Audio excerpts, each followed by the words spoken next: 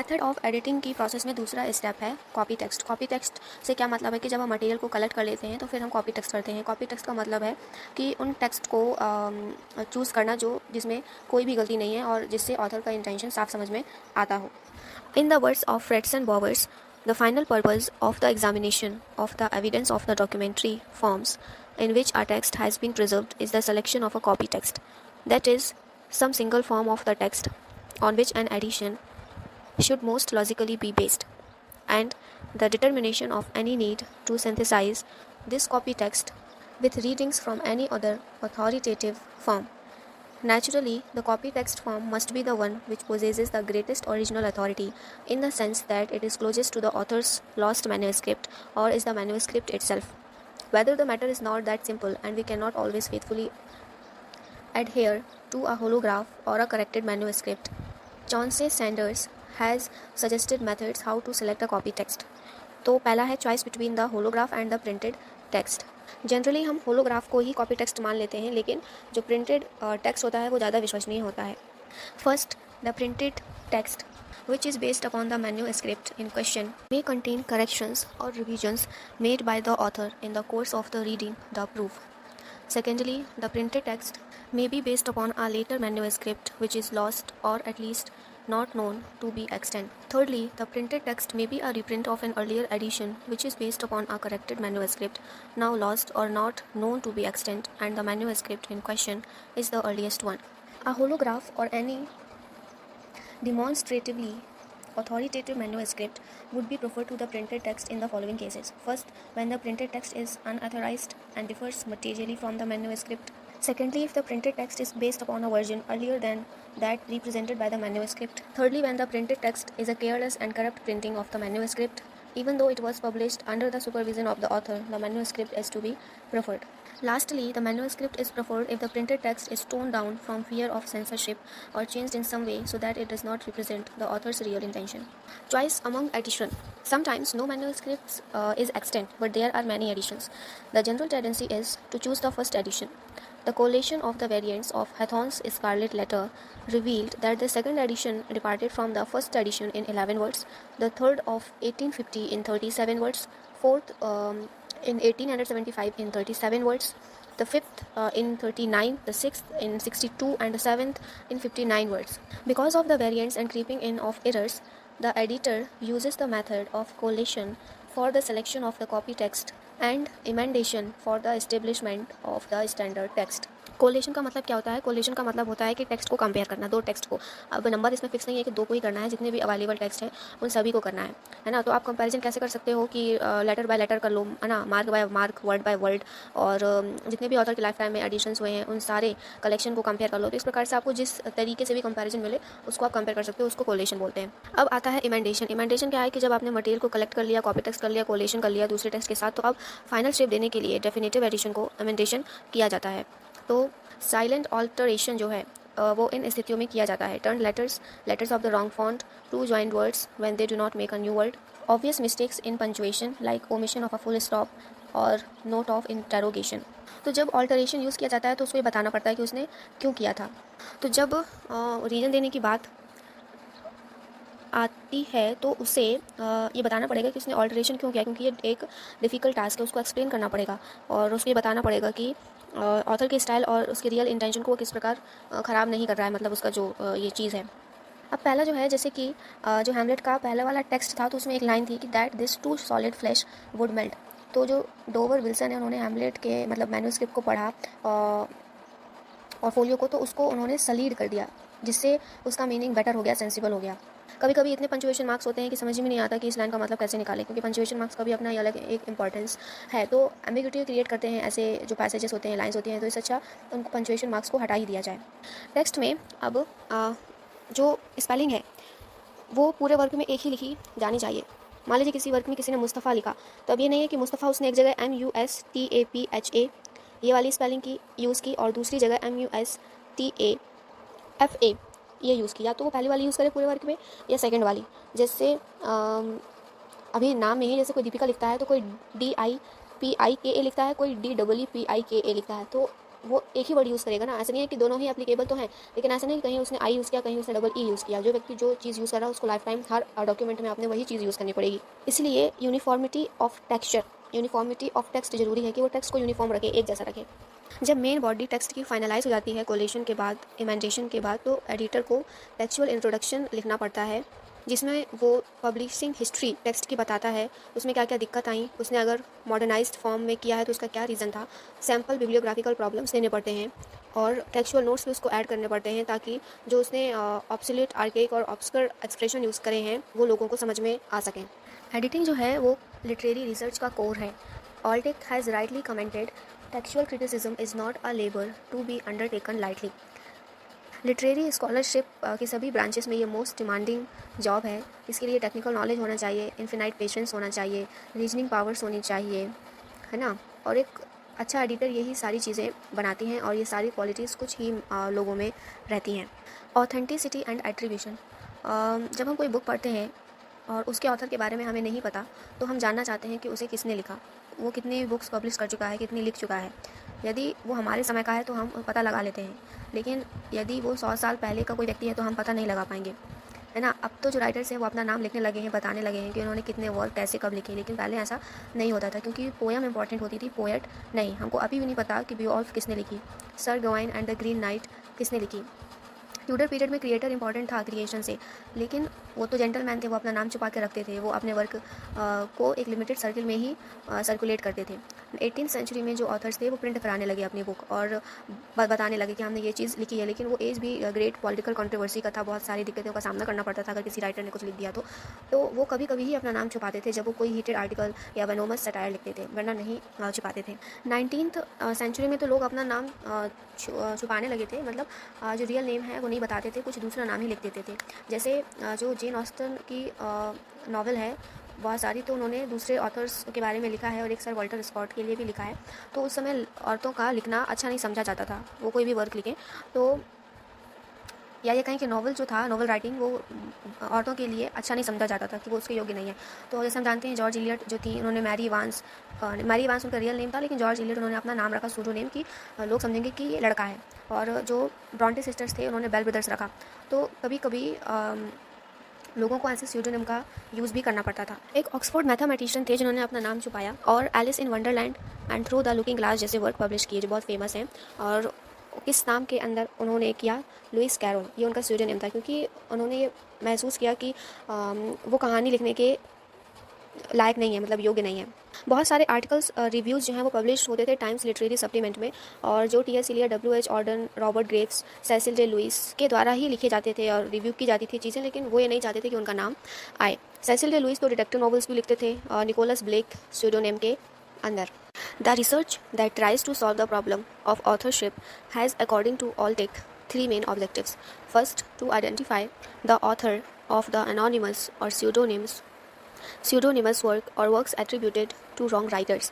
Second, to decide which parts of a work written by 2 or more authors belong to whom. Third, to remove from the received list of a writer's works whatever pieces are not his, thereby purifying his canon. जो authenticity और attribution है, ये दोनों ही अलग अलग चीज़ें हैं। Attribution का मतलब प्रॉब्लम को सॉल्व करने से ही है, वो इसी में यही उसकी लिमिट है कि किसने वर्क को लिखा। जबकि ऑथेंटिसिटी जो है ये बहुत बड़ा क्षेत्र है, इसमें हमको ये पता लगाना पड़ता है, या ये इससे संबंधित होता है कि जो ऑथर है वो कितना सच्चा है ना, उसका टाइम कितनी सही है, डेट कितना सही है, और जब वो लिख रहा था तो उसके क्या सर्कमस्टेंसेस थे, क्या उसका पर्पस था। It also examines the genuineness of a manuscript in terms of its paper. जैसे हम पेपर की बात पहले भी कर चुके हैं कि पेपर से पता लगाया जा सकता था कि वो किस एज में लिखा है, और इंक से, राइटिंग से। तो जो ऑथेंटिसिटी है और एट्रीब्यूशन है वो दोनों ही ये प्रॉब्लम सॉल्व कर देती हैं ऑथरशिप वाली, और हमको इसको एक सिक्के के 2 पहलू ही समझना चाहिए, और इन दोनों को अलग करना हमारी बेवकूफ़ी होगी। तो 3 तरीके हैं जिससे कि हम ऑथेंटिसिटी और एट्रीब्यूशन को वेरीफाई कर सकते हैं। पहला है बिब्लियोग्राफिकल, दूसरा है एक्सटर्नल, तीसरा है internal. We shall discuss them briefly. तो पहला है बिब्लियोग्राफिकल। बिब्लियोग्राफिकल क्या है? ये एक एविडेंस है जो फॉर्जरर से हमें बचाता है, मतलब धोखेबाजों से बचाता है। कैसे धोखेबाजों से? जैसे कि एक एग्जाम्पल है कि चॉन्से सेंडर जो थे उन्होंने ये बताया कि जो एम चेस्ले थे, ये एक फ्रेंच मैथमेटिशियंस थे। उन्होंने एक एडवेंचरर को जिसका नाम रेन ल्यूकस था, उसको 1,40,000 फ्रैंक्स दिए, और किसके बदले? कुछ 100 लेटर्स थे जो प्री क्रिश्चियन पीरियड के कुछ राइटर्स रहे होंगे फेमस, या कुछ ऐसे महान व्यक्ति रहे होंगे जिसके वो लेटर्स थे, तो उस मैथमेटिशियन ने ब्रेन ल्यूकस को इतने फ्रैंक्स दे करके शायद ले लिया, लेकिन बाद में उसे मालूम चला कि वो जो लेटर्स थे वो नकली थे और वो 19th सेंचुरी नोट पेपर में लिखे गए थे। तो ऐसा हो जाता है, ऐसे लोग बुद्धू बना देते हैं। The famous forgerer William Henry Ireland deceived Boswell by presenting him a Shakespearean play Vortigern. Boswell, because he did not know how to verify authenticity, was taken in by the forgerer. Now we know better and determine the authenticity of a text on the basis of certain evidences. सबसे पहला तो बिब्लियोग्राफिकल evidence है कि author की hand writing, ये सबसे पहला बिब्लियोग्राफिकल evidence है। हम जनरली टेकन इसको हम ग्रांटेड ले लेते हैं कि जो ऑथर की हैंड राइटिंग में जो भी वर्क लिखा हुआ है वो ऑथेंटिक होगा और उसी का वर्क है, लेकिन ऐसा हमेशा नहीं होता। मान लो किसी ऑथर ने दूसरे का वर्क कॉपी किया है अपने पर्सनल अंडरस्टैंडिंग के लिए, अब वो ओरिजिनल वर्क आपको नहीं मिला, लेकिन आप उस राइटर को जानते थे, उसकी हैंड राइटिंग है, तो आप किसी और का वर्क उसका बता के आप लोगों को बताने लगते हो। तो ऐसे नहीं है, उसने तो किसी और का वर्क अपनी हैंड राइटिंग में अपने पर्सनल अंडरस्टैंडिंग के लिए लिखा था, तो ये मिसअंडरस्टैंडिंग हो जाती है। The second evidence is the ink और द सब्सटीट्यूट फॉर इंक, मतलब इंक की जगह जो भी उसने यूज़ किया हो लिखने के लिए। तो जो इंक होती है जब वो बहुत समय की हो जाती है तो वो धुंधली पड़ जाती है या ब्राउन कलर की हो जाती है, इसीलिए जो नई इंक होगी वो बिल्कुल फ्रेश होगी, मॉडर्न इंक होगी। पुरानी होगी तो अपने आप मालूम चल जाएगा, उसका कलर ब्राउन हो जाएगा, वो फेड हो जाएगी। थर्ड एविडेंस जो है वो है पेपर। पेपर से भी हम क्वालिटी का पता लगा सकते हैं। पेपर जैसे कुछ समय बाद येलो पड़ जाते हैं, है ना, वाइट अगर है तो वो तो अभी का ही पेपर है, तो इस तरीके से पेपर का भी मालूम चल जाता है। Doctor Greg has demonstrated that 3 Shakespeare quartos dated 1600 and 2 dated 1608 were actually printed in 1619. The basis of his proof is the watermark. तो ये उन्होंने पता लगा लिया। फोर्थ एविडेंस जो है वो तरीका है कि किस प्रकार से बुक जो है वो प्रिंट की गई है। ये संभव है कि हम एक पर्टिकुलर टाइप का फॉन्ट पता लगा सकते हैं कि पहले किस प्रकार के फॉन्ट यूज़ होते थे और डिफरेंट पीरियड्स में क्या क्या टाइपोग्राफी थी। If a book bears a date earlier than the date of the font it is false. दूसरा है एक्सटर्नल एविडेंस। एक्सटर्नल एविडेंस वो एविडेंस है जो टेक्स्ट के आउटसाइड का है या टेक्स्ट के या वो टेक्स्ट जो अभी इन्वेस्टिगेशन में है। जो बिब्लियोग्राफिकल एविडेंस है वो टेक्स्ट के मटेरियल से संबंधित होता है और जो इंटरनल एविडेंस है वो प्रिंटेड वर्ड्स और उसके मीनिंग से संबंधित होता है। The first external evidence is the historical or biographical evidence. If a book was written on a certain date bearing experiences of a certain author and author belongs to that period, we can say that he is the author of that book. Chaucer has given a list of his writings in the prologue to the Legend of Good Woman and the Parson's Tale. ये किसका example हो गया? ये second external evidence था कि चौसर ने अपनी दूसरी राइटिंग्स के बारे में भी बताया था, किसमें the legend of good women और पार्सन्स टेल में। तो ये सेकंड एक्सटर्नल एविडेंस हो गया। थर्ड एक्सटर्नल एविडेंस एक स्टेटमेंट है दूसरे राइटर के द्वारा कि इस राइटर ने ये वर्क या पर्टिकुलर बुक या नंबर ऑफ बुक्स लिखी हैं। तो जब कोई ना माना राइटर किसी दूसरे राइटर के बारे में बात करेगा तो हमें विश्वास करना ही पड़ेगा। फोर्थ एक्सटर्नल एविडेंस जो है वो सबसे ज़्यादा विश्वसनीय है, वो है पब्लिशर्स रिकॉर्ड। जिसके पास राइटर अपनी बुक पब्लिश करवाने जाता है वो एक रिकॉर्ड रखता है for making payment as royalty, है ना, ऑथर्स को देने के लिए। तो वहाँ पर एक कॉन्ट्रैक्ट फॉर्म होता है जहाँ पर ऑथर का नाम और उसके सिग्नेचर होते हैं। तो ये फोर्थ एक्सटर्नल एविडेंस था। तीसरा है इंटरनल एविडेंस। जो पहले संस्कृत क्लासिकल राइटर्स थे वो अपने वर्क के बिगनिंग में शुरुआत में अपना नाम, जगह और कभी कभी अपना पेरेंटेज भी लिखते थे। ये बहुत ही अच्छी बात थी, लेकिन जो ओल्ड इंग्लिश राइटर थे वो ऐसा नहीं करते थे क्योंकि वे सामने ही नहीं आना चाहते थे, एनोनिमस रहना चाहते थे, ना ही अपना नाम लिखते थे ना ही अपने बारे में कुछ बताते थे। लेकिन तब भी हम पता तो लगा ही लेंगे क्योंकि हमारे पास बहुत सारे रास्ते हैं। तो पहला जो है वो है ऑथर की टेक्निक और स्टाइल। हर राइटर अलग एटीट्यूड का होता है, अलग पर्सनालिटी का होता है, तो उसकी अलग टेक्निक और स्टाइल भी होगी लिखने की। यदि हम एक ही राइटर को बार बार पढ़ रहे हैं तो हम उसको कहीं भी पहचान जाएंगे कि अगर उस राइटर का नाम भी ना लिखा हो तो हम उसके लिखने के तरीके से, लेखन शैली से ही पहचान जाएंगे कि ये इस लेखक का काम है। मिल्टन की लैटिनेट स्टाइल थी और शेक्सपियर की नेटिव थी। हम डन की स्टाइल और जॉर्ज हर्बर्ट की स्टाइल में आसानी से अंतर कर सकते हैं। राइटर कौन सी वोकैबुलरी यूज़ कर रहा है ना, और किस प्रकार के स्टैंजा को ऑर्गेनाइज़ कर रहा है, क्योंकि हर राइटर का स्टाइल स्टैंजा को ऑर्गेनाइज़ करने का अलग अलग होगा। कोई राइम यूज़ करता है, कोई राइम नहीं यूज़ करता है, और हर एक प्ले राइट का शुरुआत और अंत जो है वो अलग अलग होता है। मतलब शुरुआत करने का और अंत करने का जो तरीका है वो हर राइटर का अलग होता है। Closely related to the first kind of internal evidence is the subject matter and the treatment of the theme. Every author has some favorite subject matter and theme and he repeats them in new forms in many of his works. तीसरा जो evidence है, internal evidence, वो है spelling. हर author की जो habit है spelling को लिखने की, वो उनका एक अलग तरीका होता है. जैसे जॉन कीट्स जो हैं, यदि एक शब्द में 2 आर हैं तो वो एक आर को हटा देंगे. जैसे कॉन्ट्रेरी, स्ट्राइकर, रिट्राइव, तो वो इन वर्ड में से एक आर को हटा देंगे. और जो WB ईट्स हैं वो भी स्पेलिंग मिस्टेक्स करते थे.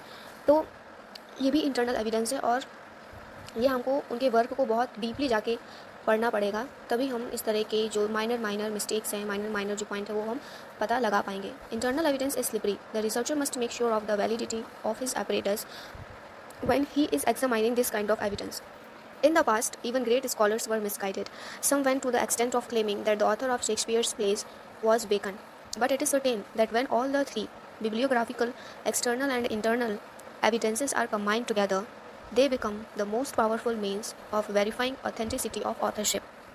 Chronology or determination of date. The word chronology, according to Webster's dictionary, means the science of computing time and determining dates. But in literature, we use the term with two different meanings. The first meaning is the knowledge of the dates of the most important events of literary significance. The second meaning is the science of determining the dates of events of literary significance. We shall discuss the two aspects of chronology separately under the heads A and B. तो पहला है the knowledge of date and time relationship. एक research scholar को ये पता होना चाहिए कि लिटरेरी मूवमेंट कौन सी एज में शुरू हुआ और कौन सी एज में ख़त्म हो गया. जैसे अलग अलग एज में अलग अलग मूवमेंट होते हैं. There are Elizabethan writers, Jacobean dramatist, Victorian novelist, Georgian poets etcetera. Pelican guide जो है उसने डिवाइड कर दिया है पीरियड्स को जो उस समय ज़्यादा डोमिनेंट थे. जो लेखक, उन्हीं के नाम पे उसने पीरियड्स को डिवाइड कर दिया है. But such divisions do not help the research student. He has to make a relationship between the important literary events and the dates. For this, the student has to do the following at the initial stage. सबसे पहले तो उसको ये पता होना चाहिए कि English के डेवलपमेंट का डिवीज़न जो है वो 3 भागों में है. पहला ओल्ड इंग्लिश, मिडिल इंग्लिश और फिर modern English. Old English literature जो है from the beginnings to the end of the 10th century. Middle English literature जो है वो 11th सेंचुरी से to the end of the 15th century. और modern English literature जो है वो from the 16th century to the present age. जैसे यहाँ कुछ एज और उनकी टाइमलाइंस दी हुई है कि जैसे Elizabethan age, Jacobian as, restoration age, Augustan age, romantic as, Victorian age, modern age, ये कब से शुरू हुए और इनका एंड जो टाइम है वो क्या था. जो दूसरा स्टेप है वो ये देखना है कि उस पीरियड में कितने राइटर्स लिख रहे थे, है ना. जो शेक्सपियर जो हैं वो एक ऐसे ड्रामेटिस्ट हैं जिन्होंने एलिजाबेथ और जैकोबियन एज में दोनों में ही लिखा. तो अगर हमको राइटर्स को और अच्छे से समझना है तो हम प्री शेक्सपियरन और पोस्ट शेक्सपियरन ऐसे करके डिवाइड कर सकते हैं. और हमें कुछ जनरल कैरेक्टरिस्टिक्स उस एज की पता होनी चाहिए और कुछ बहुत ही इंपॉर्टेंट डेट और इवेंट पता होना चाहिए. जैसे फेरी क्वीन 1590 में पब्लिश हुई. शेक्सपियर की जो बर्थ डेट है वो 1564 है. एलिजाबेथ की death 1603. Restoration of Charles second 1660. The glorious revolution 1688. The publication of lyrical ballads 1798 and the crowning of queen Victoria 1832. तो आप ऐसे बहुत सारे इंपॉर्टेंट डेट्स और इवेंट्स टेबल चार्ट्स फॉर्म में बनाकर लिख सकते हो. किस मूवमेंट में कौन कौन से राइटर थे ये भी आप लिख सकते हो, तो याद करने में आसानी रहेगी. दूसरा है the science of determining dates. इसमें ज़्यादा कुछ नहीं है बताने के लिए. वही चीज़ है कि हम कैसे पता लगाएंगे. जो मैन्यूस्क्रिप्ट मान लो उसमें डेट नहीं दी हुई तो हम कैसे पता लगाएंगे कि किस राइटर ने कब कैसे कहाँ लिखा था. तो वही चीज़ है बिब्लियोग्राफिकल, जो मैं पहले बता चुकी हूँ. बिब्लियोग्राफी मतलब बिब्लियोग्राफिकल जो एविडेंस है उसमें पेपर आएगा, पेपर से हम पता लगा सकते हैं. इंक हो गया, हैंड राइटिंग हो गई ऑथर की, प्रिंटिंग हो गई. एक्सटर्नल एविडेंस के बारे में भी डिस्कस कर चुके हैं हम और इंटरनल एविडेंस के बारे में भी डिस्कस कर चुके हैं. तो ये सब चीज़ें क्या हैं, एक तरीका है कि अगर हमें डेट नहीं मालूम तो उसको हम कैसे पता लगा सकते हैं, कैसे डिटरमाइन कर सकते हैं. जो नेक्स्ट है वो है सोर्स स्टडी. मतलब कि जब हम किसी वर्क को पढ़ते हैं और कुछ उसमें ऐसा चीज़ हमको मिलता है पढ़ने के लिए, ऐसा कैरेक्टर, ऐसी जगह, तो हम सोचते हैं कि ये राइटर की इमेजिनेशन थी या ये चीज़ सही में है, अभी भी है या उस समय एग्जिस्ट करती थी. तो ये हमारे मन में विचार उठता है, ये जिज्ञासा होती है जानने की. जैसे हमने वर्जीनिया वुल्फ के टू द लाइट हाउस को पढ़ा तो हम मिसेस रैम्से के बारे में जानने के लिए बड़े उत्सुक हो गए कि किसको देख के वर्जीनिया वुल्फ ने ऐसा कैरेक्टर बनाया होगा. तो जो प्रोफेसर मॉरिस हैं उन्होंने ये 7 प्रकार के सोर्सेस रिकॉग्नाइज़ किए. पहला है डायरेक्ट सोर्सेस, लीजेंड्स और हिस्ट्रीज़ इसके अंतर्गत आती हैं. दूसरा है डॉक्यूमेंट्री जिसके अंतर्गत readings of the author sources. Third है सोर्सेस ऑफ डिटेल जिसके अंतर्गत plot, characterization, setting, description and figures of speech. दूसरा है कंपोजिट सोर्सेज, जिसमें ऑल द सोर्सेज आते हैं। फिफ्थ है ओरल एंड इनडेफिनेट सोर्सेज, जिसमें बैलेट्स और फोक टेल्स हैं। सिक्स है सोर्स ऑफ इंस्पिरेशन, अभी तो कोई भी हो सकता है। सेवन्थ है ग्राफिक एंड प्लास्टिक सोर्सेज, इसमें आएगा पिक्चर्स, स्टैचूज़ एंड बिल्डिंग्स। लेकिन कुछ लोग प्रोफेसर की इन क्लासिफिकेशन को पूरा सही नहीं मानते हैं, उनको ये सारी चीज़ें कंफ्यूजिंग लगती हैं। तो जो रिचर्ड डी ऑल्टिक हैं, उन्होंने भी कुछ कैटेगरीज में क्लासीफाई किया है। जैसे पहला है the people the author knew, second visual impressions, third graphic representations, fourth combination of sights and sounds, fifth है contemporary events in which a writer participated और about which he has read. इसके अलावा कुछ और सोर्सेज भी हो सकते हैं, जैसे contemporary events and people including the author, second historical events and figures, third myths legends and folk tales, fourth literary works, fifth graphic representations and visual impressions. पहला है कंटेम्परेरी इवेंट्स एंड पीपल। जो एक creative writer होता है वो हमेशा वर्तमान में रहता है, वर्तमान में जीता है। कहते हैं ना, you should always live in present. यदि वो कोई बहुत पुरानी चीज़ बता रहा है, कोई हिस्टोरिकल इवेंट भी बता रहा है, तो वो वर्तमान को मद्देनज़र रखते हुए ही बताएगा। लेकिन हमको तो यहाँ वो चीज़ें पता करनी है ना कि ऑथर को किसने प्रेरित किया कोई वर्क लिखने के लिए। जैसे ई एम फॉस्टर के अ पैसेज टू इंडिया में ई एम फॉस्टर जो हैं, उन्होंने उनके जो समकालीन घटनाएं थीं उनको प्रयोग में लाया, और खुद के व्यक्तिगत अनुभव जो उन्होंने सोजर्न इन इंडिया, जब वो थोड़े समय के लिए अल्पकाल के लिए भारत में थे, तो उनके व्यक्तिगत जो अनुभव थे वो उन्होंने इस वर्क में साझा किए हैं। खुशवंत सिंह ने अपने work a train to Pakistan में, और जमन नहल ने आज़ादी में वो सारे अनुभव लिखे हैं जो भारत का जब विभाजन हो रहा था उस समय उन्होंने अनुभव किए, और जो सांप्रदायिक दंगे थे उनके अनुभव जो हैं वो उन्होंने वहाँ पर अपने साझा किए हैं। और जो कैरेक्टर्स हैं इन उपन्यास में वो रियल पीपल हैं, वो लोग सही में थे, और लेखक उन्हें जानता था या उनसे कहीं ना कहीं वो टच में था। चौसर के कैंटरबरी टेल्स में बहुत सारे ऐसे कैरेक्टर्स थे जिन्हें जो ऑथर था वो जानता था। कुछ लोगों ने डिस्कवर किया कि जो सर्जेंट ऑफ द लॉ था वो था थॉमस पिंचबैक। फ्रैंकलिन जो था वो पिंचबैक का नेबर था। Sir John Bussy of Kesteven in Lincolnshire, the shipman John Piers and the host Henry Bailey, ये लोग रियल इनकीपर थे चौसर के टाइम के।